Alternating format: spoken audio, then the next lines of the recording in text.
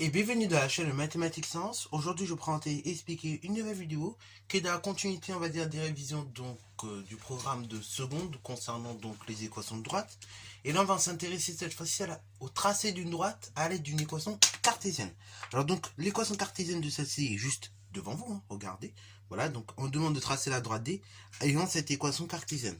Donc là, je vous laisse mettre la vidéo en pause pour tout simplement arrêter le tracé de cette droite. Et ensuite, on va tout simplement corriger petit à petit.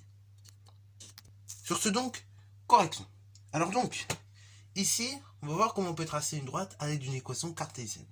Et déjà, première des choses, pour avoir une droite, il faut un vecteur, quelque chose, un objet qui va diriger la trajectoire de la droite, ok, la direction plus précisément de celle-ci. Donc là, pour faire un petit rappel, du coup, ce vecteur dont je parle, on appelle ça le vecteur directeur. C'est le vecteur qui est collinéaire à un vecteur de la droite et qui tout simplement, en fait, va suivre la même direction que la droite. En quelque sorte, il va diriger la direction de la droite. Donc, ce vecteur directeur de notre droite, donc dont l'équation cartésienne est juste devant nous, et comment on peut le déterminer, ces coordonnées? C'est très simple. On a une équation, si on part d'une équation cartésienne de la forme AX plus BY plus C égale 0, avec à chaque fois A, B et C 3 réels, le vecteur directeur, donc U, a pour coordonnée la chose suivante. En abscisse, c'est l'opposé de B, donc c'est-à-dire l'opposé du nombre indiqué à gauche de Y, et en ordonnée, donc c'est le nombre A, donc le nombre indiqué à gauche du nombre X. Et ça, donc ce vecteur-là, des coordonnées de ce vecteur-là, ce sont tout simplement les coordonnées d'un vecteur directeur de la droite. Ok? Bon, maintenant qu'on aurait tout simplement le vecteur qui dirige à droite, encore nous faut-il un point appartenant à droite. Donc là, deuxième étape, il s'agira de prendre un point dont on connaît au moins l'abscisse ou l'ordonnée, et après donc on se débrouillera tout simplement pour trouver ce qui nous manque, soit l'abscisse, soit l'ordonnée, et on tracera en quelque sorte après la droite, avec du vecteur directeur et d'un point de la droite. Bon, voilà, donc c'est grosso modo pour la technique qui va être engagée. Maintenant, donc on va tout simplement la pratique. Sur ce donc, c'est parti mon kiki. Donc comme je l'ai dit, dans un premier temps, on détermine justement les coordonnées du vecteur directeur à la droite, ok? Donc, on va dire que dans ce cas-là, la chose suivante, donc on a le nombre B, donc est égal à la chose suivante, donc d'après l'équation, c'est 4. Donc le réel, moins B, l'opposé de B, c'est moins 4. Ok, B égale 4, moins B égale moins 4. Ok, jusque-là, on est d'accord. Et après, le réel A, c'est le nombre à côté de X, à gauche de X, donc il vaut 2.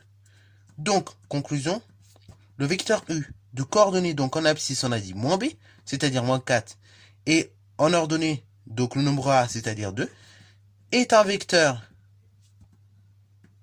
directeur de la droite D.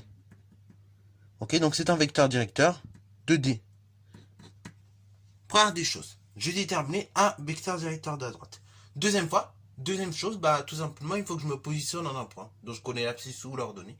Et après, quand je calcule, sa deuxième coordonnée. Donc soit l'abscisse manquante ou soit l'ordonnée manquante. Ok. Donc, du coup, on va faire la chose suivante. On va dire, on pose. Donc on va poser A de coordonnées XA, YA, appartenant à notre fameuse droite D. Ok, ça prend des choses. Donc là, c'est moi qui vais choisir soit l'abscisse égale 0, soit l'ordonnée égale 0. Donc on va prendre une abscisse ou une ordonnée au hasard. La plupart du temps, on prend 0 parce que ça facilite les calculs, en fait, tout simplement. Mais on pourrait prendre n'importe quel réel en réalité. On pourrait prendre x égale 1, x égale 12. Ça nous fera juste des calculs un peu plus longs. Tandis que si je prends 0, vous allez voir, le calcul est beaucoup plus simple. Donc on pose A de coordonnées XA, YA appartenant à la droite D, avec donc, par exemple, l'abscisse de A, donc XA, égale 0. Donc, il s'agira du coup de déterminer l'ordonnée de A. Ok, à vous. Donc, on pose cette chose-là.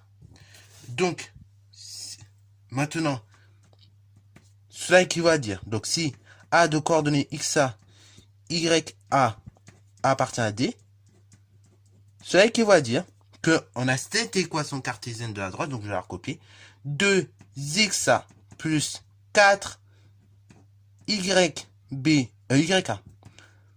plus moins 6 égale 0.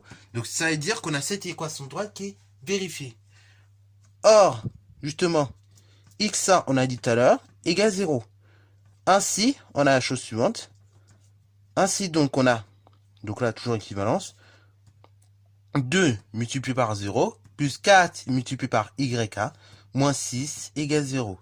Équivaut à, donc, 4YK moins 6 égale 0. Équivaut à, donc, 4YK égale 6. Moi, je vais la valeur d'un seul YK, qui me terminerait l'ordonnée de A. Donc, ça veut dire que YK est égal à 6 divisé par 4, 3 demi, ou bien 1,5. Ok, voilà. Donc là, c'est à vous de voir. Hein. Soit vous mettez 3 demi, soit vous mettez 6 quarts, même à la limite. Ou soit vous mettez 1,5. Mais le plus simple, c'est de mettre soit 1,5, soit 3 demi. Ça sera beaucoup plus propre, en fait. Ok, voilà. Donc, YK égale 1,5. En conclusion, donc, A de coordonnées 0, 1,5 appartient à notre fameuse droite D. Ok, voilà.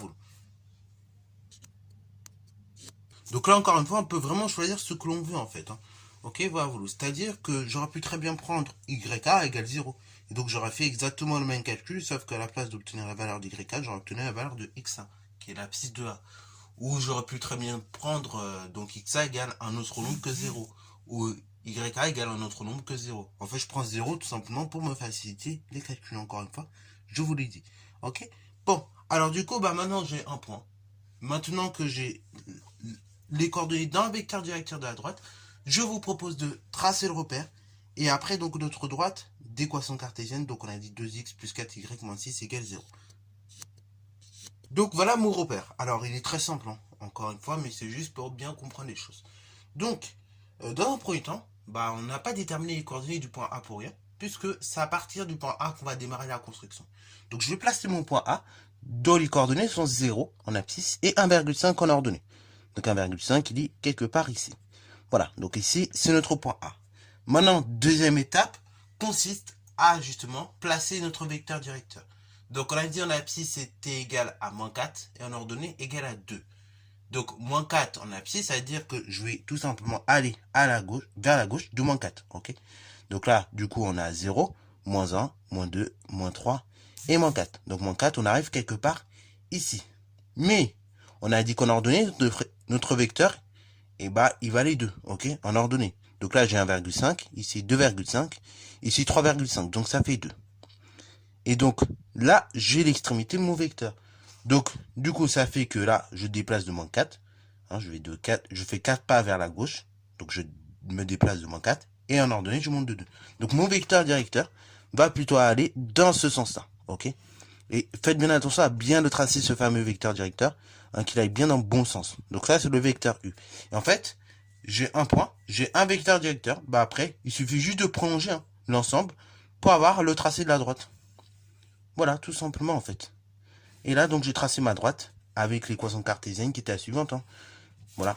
Donc là, ici, j'ai tracé ma droite D. De l'équation cartésienne, c'était 2x plus 4y moins 6 égale 0.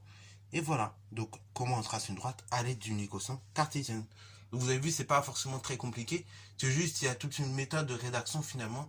Donc, dans un premier temps, trouver le vecteur directeur à la droite, hein, qui, comme vous avez vu, dirige en quelque sorte la droite, hein, nous donne la direction de la droite. Une fois que j'ai trouvé mon vecteur directeur à la droite, je calcule les coordonnées d'un point, donc tout simplement appartenant à la droite. Donc soit en connaissant son abscisse, soit en connaissant son ordonnée, comme vous voulez. Et donc je détermine après bah, le reste de ses coordonnées. Donc voilà, si je connais l'abscisse, du coup je cherche son ordonnée réciproquement. Et après je place le point, je place mon vecteur directeur bien convenablement, dans le bon sens, et je trace ma droite, en prolongeant donc en quelque sorte. Ok, bah voilà. Sur ce, c'est la fin de cette petite vidéo. J'espère qu'elle t'a plu. Si c'est le cas, n'hésite pas à la liker, commenter et bonne à toi en mathématiques et en sciences.